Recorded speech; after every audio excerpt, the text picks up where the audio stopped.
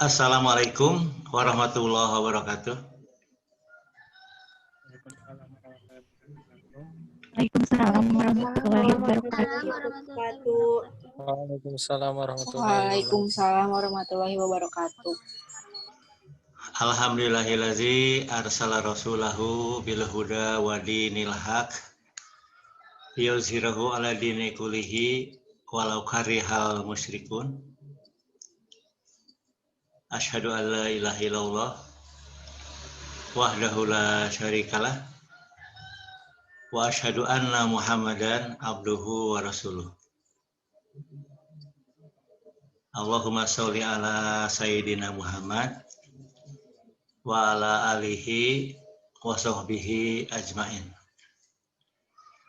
Sore ini kita alhamdulillah bisa bertemu lagi dalam keadaan sehat walafiat.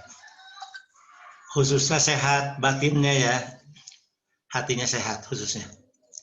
Walaupun mungkin jasmaninya ada yang sakit-sakit ya, tapi kita masih bisa dimaukan untuk kuliah ya. Pada sore ini Bapak akan membahas masih fokus kajian Bapak itu bahwa beragama Islam itu adalah berakhlak mulia. Jadi beragama itu harus menghasilkan akhlak mulia, bahkan yang sempurna ya, bahkan akhlak mulia yang sempurna.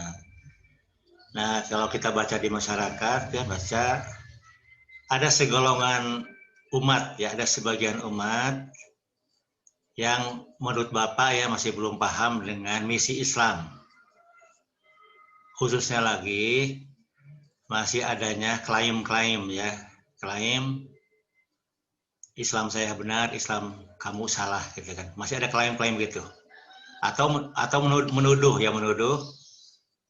karena beda keyakinan agama, beda mazhab, dituduh bahwa kamu di luar Islam. Kamu bukan Islam, kamu luar Islam. Yang Islam itu hanya saya. Nah ini mari kita kaji dari sudut pandang agama Islam, khususnya dari sudut pandang akhlak Islam. Nah mari kita kaji ya, kita kaji bagaimana pandangan Islam tentang ini. Bagaimana pandangan Islam tentang ini ya, tentang bolehkah kita mengklaim hanya kita saja yang Islamnya benar, sedangkan Islam lainnya salah. Bolehkah kita mengklaim seperti itu? Nah ini yang akan kita kaji ya, jangan sampai kita mengklaim hanya kitalah yang benar, sedangkan yang lainnya salah. Nah, jangan seperti itu.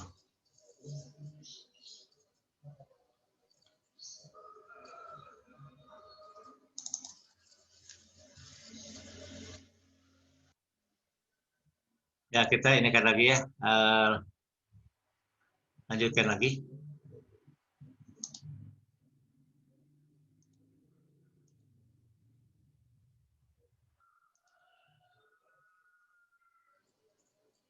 Nah ini sudah tayangannya sudah kelihatan belum? Belum, Pak. PowerPoint-nya belum kelihatan? Belum. Kelihatan? Oh iya, kayak kadang ditutup dulu aja.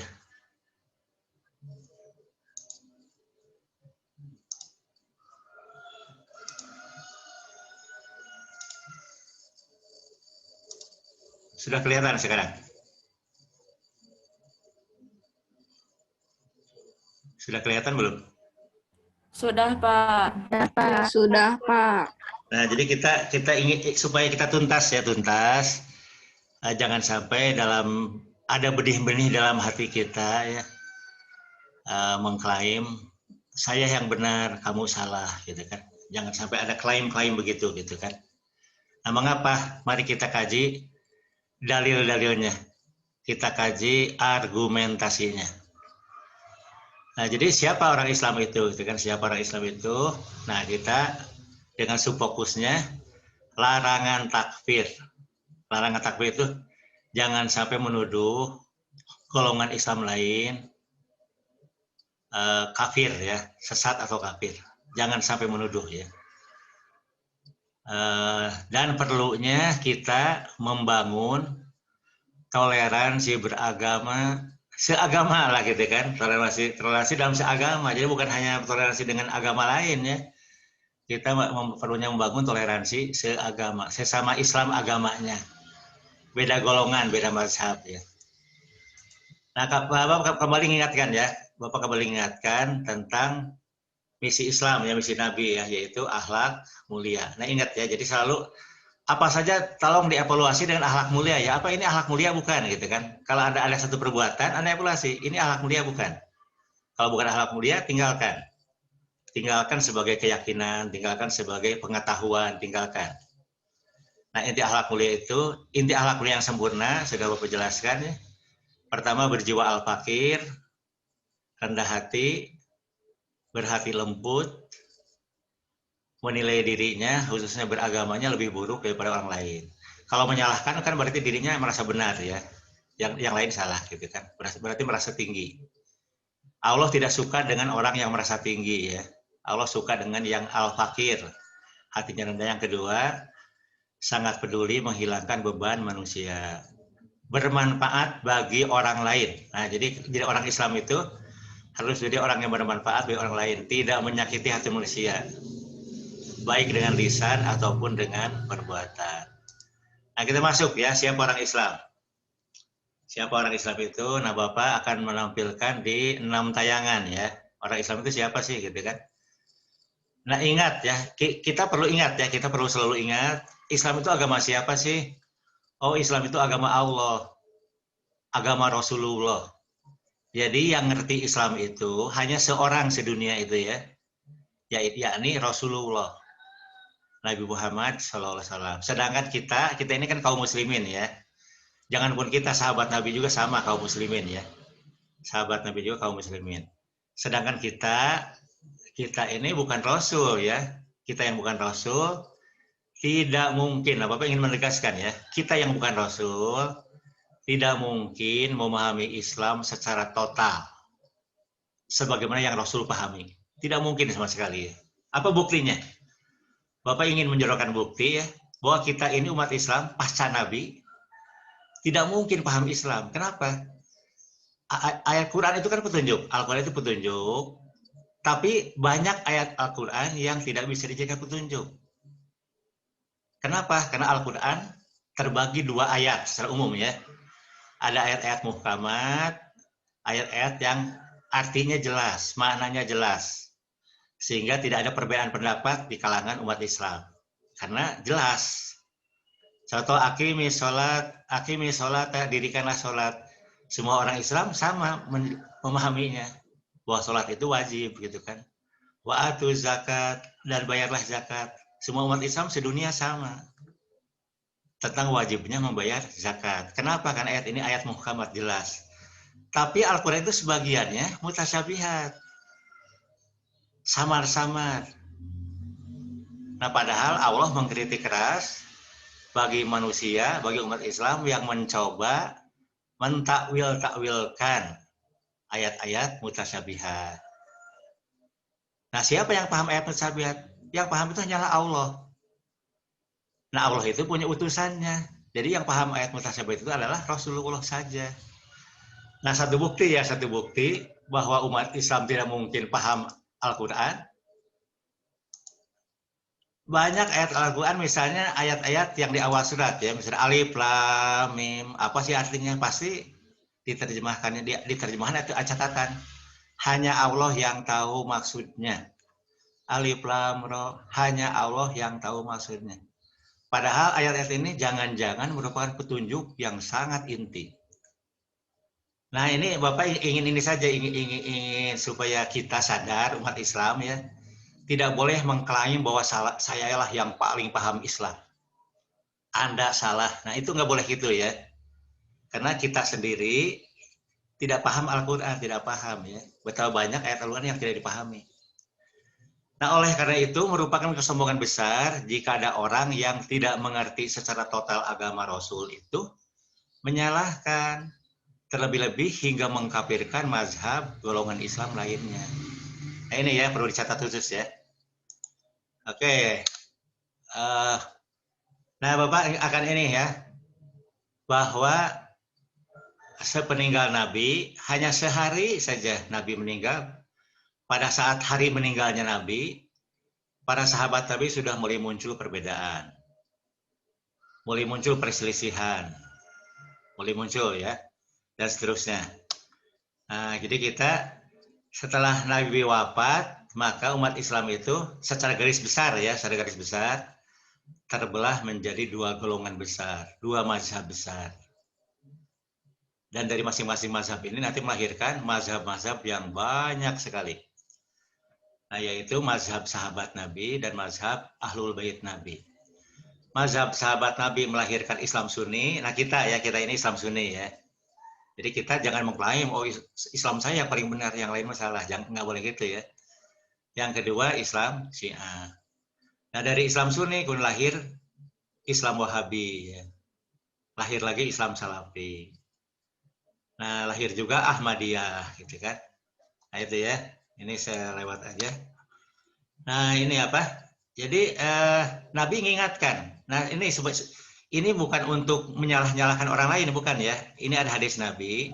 Hadis Nabi itu untuk berhati-hati. Berhati-hati ya. Supaya kita berislam itu berhati-hati. Tidak menyalah-nyalahkan Islam lainnya. Kenapa? Nabi bersabda, umatku akan terpecah ke dalam 73 golongan. 73 golongan ya. 72 golongan masuk neraka. Nauzubillah min dzalik ya. Aduh, 72 golongan masuk neraka. Jangan sampai kita gitu yang di sini gitu kan. Dan hanya satu golongan yang masuk surga. Hanya satu golongan yang masuk surga. Jadi betapa sedikitnya yang masuk surga ya. Nah, ini bukan, hadis ini jangan dijadikan untuk menyalahkan orang lain. Jangan untuk menyesatkan orang lain. Jangan untuk mengkafirkan orang lain. Tapi ini untuk ke diri kita sendiri ya, harus berhati-hati beragama Islam. Hati-hati sekali mohon. Jadi hati-hati itu dengan sikap kita berakhlakul kalimah yang sempurna gitu kan. Memohon hidayah Allah, memohon ampunan Allah gitu kan. Bukan menyalah-nyalahkan orang lain, bukan ya. Jadi harus hati-hati sekali. Nah, ini apa? Ini hasil konferensi ini di Amman ya, di Amman itu Yordania ya. Tahun 2005 bulan Juli diadakan konferensi ulama sedunia. Ulama yang dihadiri oleh Al-Imam Akbar Syekh Al-Azhar Mesir. Nah, Syekh Al-Azhar Mesir kan mewakili umat Islam ya, mewakili umat Islam sekali. Al-Azhar Mesir, Dewan Urusan Agama Turki, Mufti Akbar Kerajaan Yordania, Akademi Fikih Islam Kerajaan Saudi Arabia, Mufti Besar Iran, dan lain-lain. Pokoknya dihadiri oleh 200 ulama dari 50 negara muslim. Apa kesimpulannya?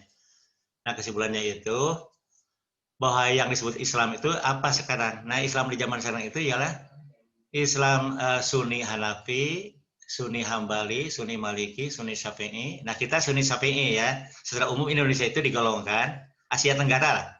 Sunni Syafi'i. Terus Syiah Ja'fari dan Syiah Zaidi. Kemudian Ibadi itu kaum tasawuf ya, tasawuf. Zahiri Zahiri itu yang mengambil lahirnya ayat kan, Zahiriyah. Nah, kemudian jangan sampai menuduh kafir kepada ajaran berikut. Ajaran ini ya, bukan ini ajarannya sekarang. Jadi bisa saja ini pengikut Hanafi, Hambali, Maliki, Syafi'i, Ja'fari, Zaidi, bisa saja ya. Jangan menuduh kafir kepada ajaran berikut, yaitu ajaran Asy'ariyah. Padahal kita itu Indonesia ya, ilmu tauhidnya Asy'ariyah, ilmu kalamnya Asy'ariyah. Original tasawuf yang asli gitu kan, dan salafi asli. Nah, itu jangan sampai dituduh kafir, jangan sampai ya pengajarannya. Nah, kalau dipetakan, kita di peta sedunia ya. Nah, umat Islam itu seperti ini nih, umat Islam itu ya. Jadi ini nih, Islam itu kan di Asia, dan di Afrika ya Islam itu ya. Sedikit di Eropa, sedikit. Nah, kita lihat ya. Jazirah Arab yang sekarang, Jazirah Arab yang sekarang itu ini dapat dikatakan ini bermazhab, mazhabnya itu mazhab Hambali. Mazhab Hambali ya. Di Afrika Utara, ini Afrika Utara, Maroko, Aljazair, Mesir, ini mazhabnya mazhab Maliki. Kemudian di daerah utara Arab, di utara Arab ini apa di Turki hingga di Pakistan gitu kan. Nah, hingga India, ini mazhabnya itu umumnya Hanafi mazhabnya.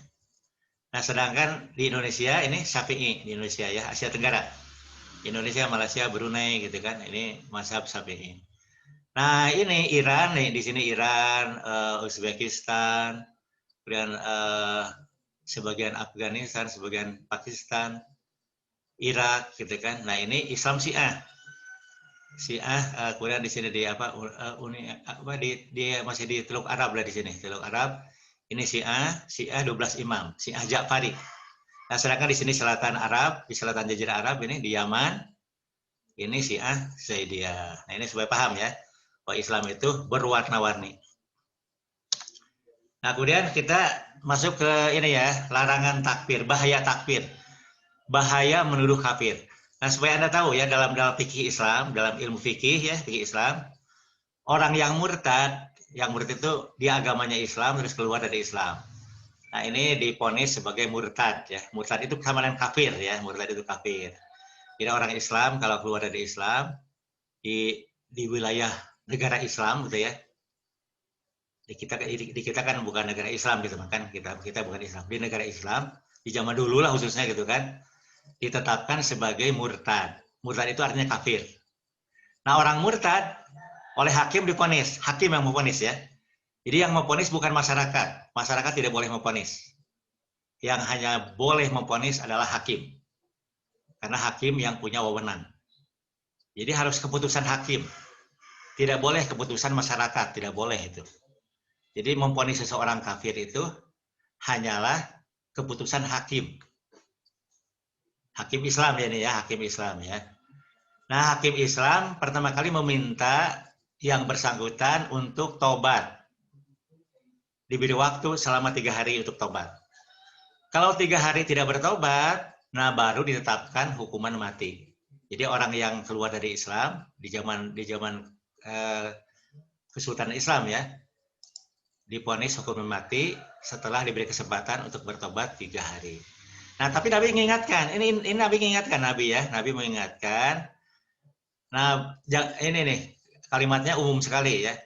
Barang siapa yang berkata kepada saudaranya, wahai kafir, maka pengkafiran ini akan kembali kepada salah satu dari keduanya. Jadi kalau si A menuduh si B kafir ya, A menuduh si B kafir. Nah, maka kata Nabi, Allah akan menetapkan kafir kepada salah satu dari kedua ini. Ke si A atau ke si B. Nah, jika si A tuduhannya benar, maka si A selamat. Dan si B yang benar-benar kafir.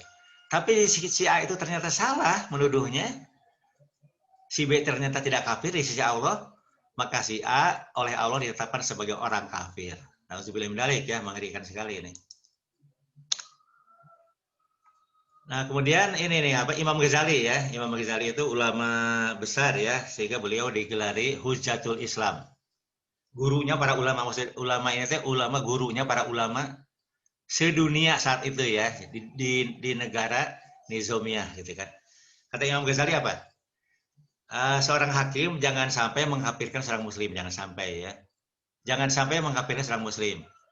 Karena menumpahkan darah dan merampas harta seorang muslim adalah suatu kesalahan besar.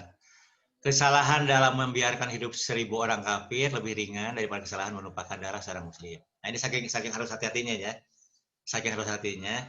Lebih baik salah 1000 kali gitu kan. Hakim ada kesalahan 1000 kali. Orang yang dituduh murtad ternyata oleh hakim diponis tidak murtad. Dia tetap dalam keadaan Islam. Ternyata salah, benar dia itu orang kafir. Nah, kata Imam Ghazali, lebih baik itu daripada ada seorang yang diponis kafir padahal tidak kafir sebenarnya. Nah itu ya. Yang kedua ini dari Mula Ali Al-Harawi, ulama besar yang bermazhab Hanafi. Beliau berkata ya, berkata ulama kita, jika terdapat 90 hal yang menguatkan kekafiran, kemurtadan seorang muslim, tapi masih ada satu alasan yang tetap keislamannya, maka sebaiknya mufti atau hakim memutuskan bahwa orang itu adalah muslim, bukan kafir. Nah itu ya, jadi apa? Mula Ali Al-Qari Al-Harawi yang bermazhab Hanafi. Matapan gitu ya. Jadi kalau seorang hakim menemukan 99 ciri kekafiran pada orang Islam itu, tapi masih ada ciri keislaman, misalnya suka sholat, ya. Ciri suka sholat kan ciri Islam ya. Maka si hakim harus memutuskan orang ini Islam agamanya gitu kan. Oke ya, kita terusin lagi ya, terusin lagi. Nah ini Arab Saudi ya, Arab Saudi, Majelis Kibru Ulama Saudi Arabia. Ini majelis ulamanya Arab Saudi. Arab Saudi itu tadi disebutnya mazhab Hanafi ya, dia dikenal dari kaum Wahabi sekarang ya, Islam Wahabi. Islam Wahabi itu Islam keras ya, suka membidah-bidahkan, suka mensirik-sirikan. Tapi ini keputusan majelis ulamanya itu melarang takfir ya. Pengkafiran adalah hukum syariat yang merupakan hak prerogatif Allah dan Rasulnya. Jadi tidak boleh menuduh kafir. Karena yang boleh memvonis kafir itu hanyalah Allah dan Rasulnya. Selain Rasul tidak boleh menuduh seseorang kafir. Tidak boleh memvonis. Nah ini kata Majelis Ulama Arab Saudi ya. Pengkafiran adalah hukum syariat yang merupakan hak prerogatif Allah dan Rasulnya semata. Kedua, pemikiran keji yaitu takfir, menuduh kafir, banyak sekali dampak negatifnya. Nah, itu ya. Ini dari Majelis Ulama Arab Saudi. Nah, terus ini dari yang paling baru ya, paling baru itu dari Dari konferensi Islam Internasional di Al-Azhar Mesir ya. Ini bulan Januari tahun 2020. Nah, ini salah satu, ini ada beberapa pasal. Dari Indonesia juga hadir, dari Indonesia ya, dari Indonesia hadir. Nah, Takfir is a disaster experience by Muslim for the past to the present. Takfir, menuduh kafir merupakan musibah terbesar sepanjang sejarah ya, dari dulu hingga sekarang. Nah ini nih salah satu keputusannya. No one dares to do it except for people who are insolent, reckless toward the religion, or don't know its teaching. Tidak ada seorang pun yang berani menuduh seseorang muslim itu kafir, kecuali orang yang kurang ajar dan tidak mengerti agama Islam. Jadi kata hasil keputusan konferensi Al-Azhar ini, yang menuduh kafir itu hanyalah orang yang kurang ajar dan tidak mengerti Islam sama sekali. Nah ini ya. Jadi ini apa? Nah ini sampai keputusan dari Al-Azhar ini, jika kita melihat 99 ciri kekafiran pada orang Islam, tapi masih ada satu ciri keislaman, maka kita harus menetapkan bahwa orang itu adalah orang Islam. Nah ini ya, jadi ini sangat kuat sekali ya. Betapa tidak bolehnya memvonis seseorang kafir, nggak boleh sama sekali. Nah ini. Jadi apa yang kita perlu bangun ya? Kita perlu toleransi bermazhab ya. Kita umat Islam ya, umat Islam kita perlu membangun toleransi bermazhab. Nah, toleransi bermazhab itu apa sih? Satu, kita harus menerima kehadiran mazhab lain. Kita harus terima. Ada mazhab lain, ada mazhab Wahabi di Indonesia harus terima, ada Syiah di Indonesia harus terima. Tidak boleh menolak, tidak bolehnya. Yang kedua, hidup rukun dengan penganut mazhab lain, hidup rukun. Nah itu yang minimalnya dua, minimalnya itu toleransi itu pertama menerima kehadiran mazhab lain, diterima kehadirannya, diterima, mendirikan sekolah itu terima, mendirikan masjid terima, mendirikan majelis taklim terima, mendirikan pesantren diterima. Yang kedua hidup rukun dengan penganut mazhab lain. Nah yang ketiganya ini yang lebih bagus ya, bagi kaum terpelajar seperti Anda ya, nah harus tambahan ketiga keempat. Apa ciri-ciri toleransi bermazhab itu? Kokoh dengan keyakinan mazhabnya, dengan sikap terus merenung dan terus berdoa memohon diberi hidayah, nah gitu ya. Nah, yang keempatnya memahami pokok-pokok ajaran mazhab lain secara benar untuk dihormati. Ya. Misalnya orang NU melihat Muhammadiyah tara kunut subuh, ya nggak kunut subuh. Nah, kita orang NU memahami, oh ternyata Muhammadiyah juga punya dalil. Kenapa orang Muhammadiyah tidak kunut subuh? Ternyata dalilnya ada. Nah, jadi paham untuk dihormati ya jangan. Oh, kenapa si Syiah itu? Syiah itu ada imamah menetapkan bahwa setelah Nabi wafat, Nabi itu diganti oleh para imam. Jadi kalau kita ingin mengerti Islam, kita harus belajar pada imam. Ada nggak dalilnya? Oh, ternyata Syiah merujuk dalilnya itu ada. Nah, setelah kita tidak harus jadi Syiah, tidak harus ya, tidak perlu jadi Syiah. Kita tetap Sunni. Kita tetap Sunni, tapi kita menghormati ya. Oh, ternyata memang ada dalilnya. Nah, gitu ya. Itu toleransi ya, toleransi bermazhab. Nah, jadi ini nih, kembali ke ini ya. Jadi apa? Nah, kita harus ingat ya, kita harus sadar sesadar-sadarnya bahwa di zaman Nabi Islam itu hanya satu. Karena ada rujukan, yaitu rujukannya Nabi. Nah, tapi sehari setelah Nabi wafat muncul perselisihan. Nah, berikutnya muncul Islam radikal. Akhirnya berani mengkafirkan orang Islam, sampai berani membunuh sesama umat Islam gitu kan. Nah, ini yang ini kan ya. Jadi hanya 25 tahun setelah wafat Nabi muncul golongan intoleran dan radikal Islam dengan memakan korban. Korban pertama itu bukan orang biasa, bukan. Ini orang luar biasa. Khalifah Utsman, orang yang imannya sejati, orang mukmin sejati lah, mukmin sejati, orang Islam yang luar biasa gitu kan. Orang khalifah, dia itu soleh luar biasa gitu kan. Dermawan luar biasa. Wah, orang hebat luar biasa gitu kan. Tapi dibunuh oleh kaum demonstran. Demonstran itu menyatakan kami wakil umat Islam. Mengakunya wakil umat Islam, mengakunya, tapi membunuh gitu kan.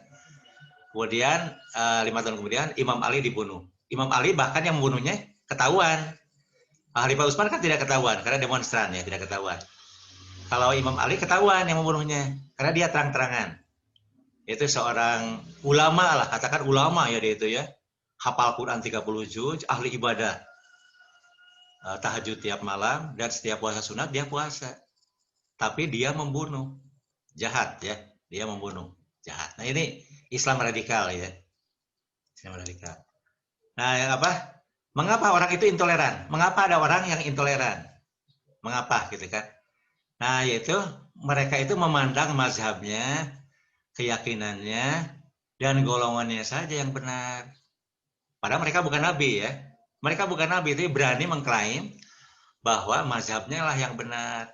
Boleh itu kita boleh ya, kita meyakini ini menurut saya yang benar ini, tapi kita tidak boleh menyalahkan yang lain, tidak boleh. Sebatas keyakinan sementara sifatnya gitu kan. Kan jangan-jangan di kemudian hari berubah kita juga. Jangan-jangan ya, ini keyakinan karena yang kita yakini itu bukan dari nabi ya, bukan dari nabi. Kalau ada dua pandangan yang berbeda ya.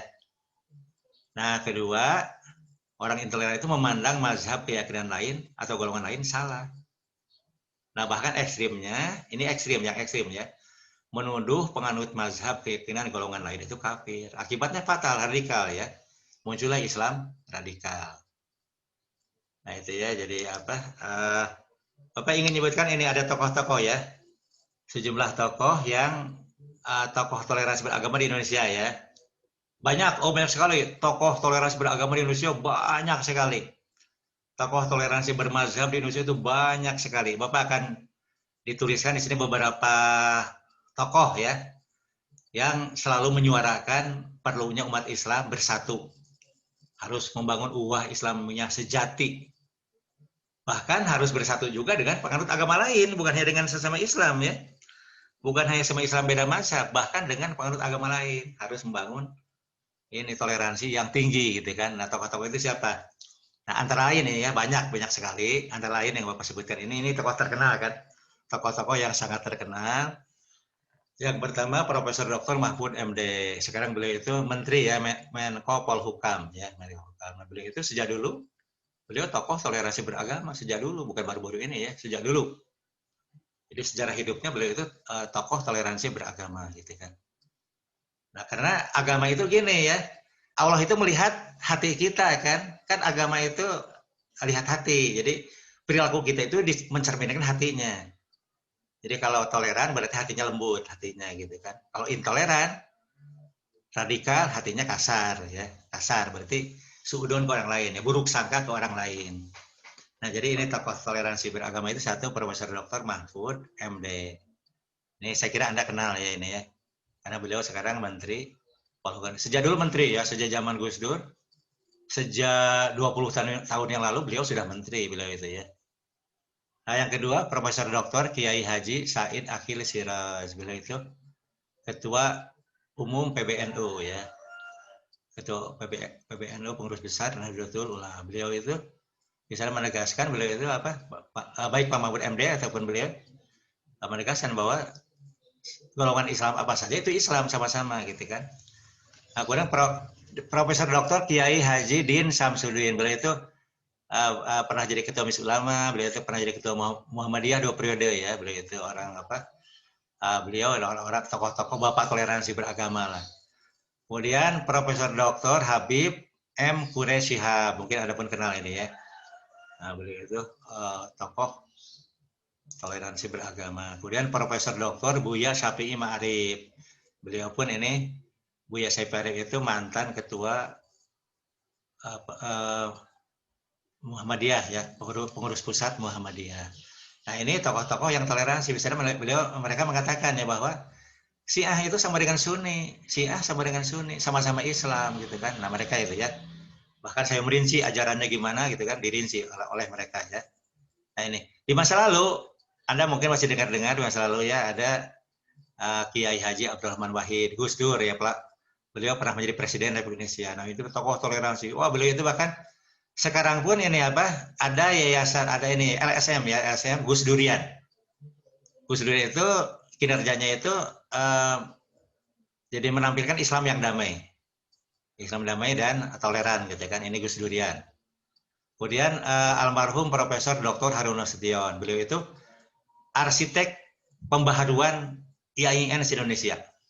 Arsiteknya ya, pembaharuan IAIN se-Indonesia. Nah, ini beliau tokoh toleransi beragama. Kemudian almarhum Profesor Dr. Nurholis Majid. Beliau itu ini tokoh luar biasa ya. Ini tokoh besar dalam toleransi beragama. Kemudian almarhum Profesor Dr. Buya Hamka. Buya Hamka itu ya ulama yang sangat terkenal sekali. Dan banyak lagi. Nah, jadi saya kira itu. Mangga sekarang kalau ada pertanyaan, mangga silahkan. Silahkan, ada pertanyaan?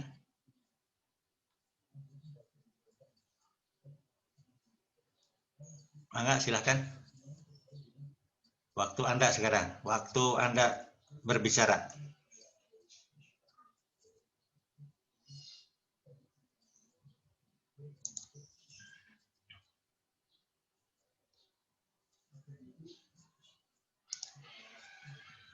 Ada, mangga silahkan. Yang mau bicara?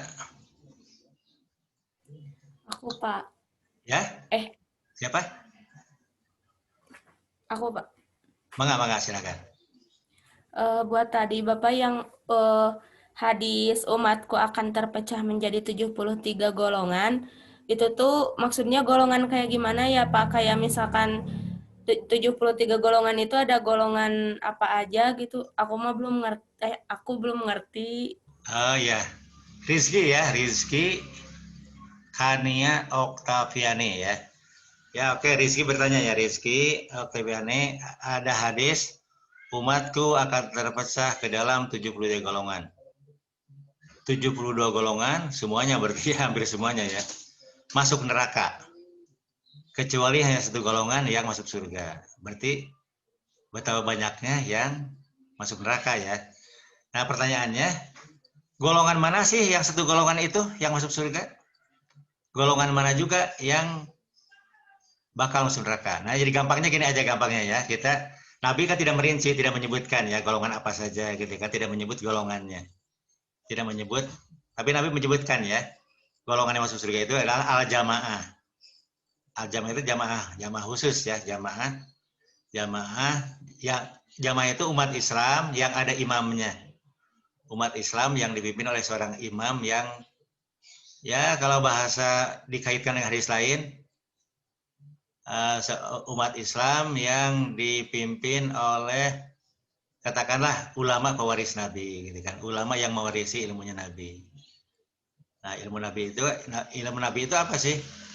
Ilmu Nabi itu kan pertama dari segi ilmu ya, segi pengetahuan agamanya total. Kalau menurut menurut Bapak agamanya jadi paham agama 100% lah. Paham agama 100%. Jadi kalau 70% itu belum paham agama gitu kan. Yang kedua ini yang utama lagi umat Islam yang mengikuti misi Nabi. Nah ini, makanya kenapa Bapak menonjolkan misi Nabi ya, supaya kita masuk ke dalam yang satu golongan ya. Misi Nabi itu apa? Misi Nabi adalah menyempurnakan akhlak mulia. Nah itu misi Nabi. Jadi Islam yang menjunjung tinggi misi Nabi. Jadi sehingga kita bisa mencatat ya kalau gitu, yang 72 golongan itu adalah Islam yang keluar dari misi Nabi. Islam yang keluar dari misi Nabi. Itu Islam yang tidak menjunjung tinggi akhlak mulia. Bahkan membenarkan akhlak tercela dibenarkan gitu kan. Islam yang membenarkan memfitnah. Islam yang membenarkan membuat hoak gitu. Islam yang membenarkan menantang Nabi, menantang Rasul gitu kan.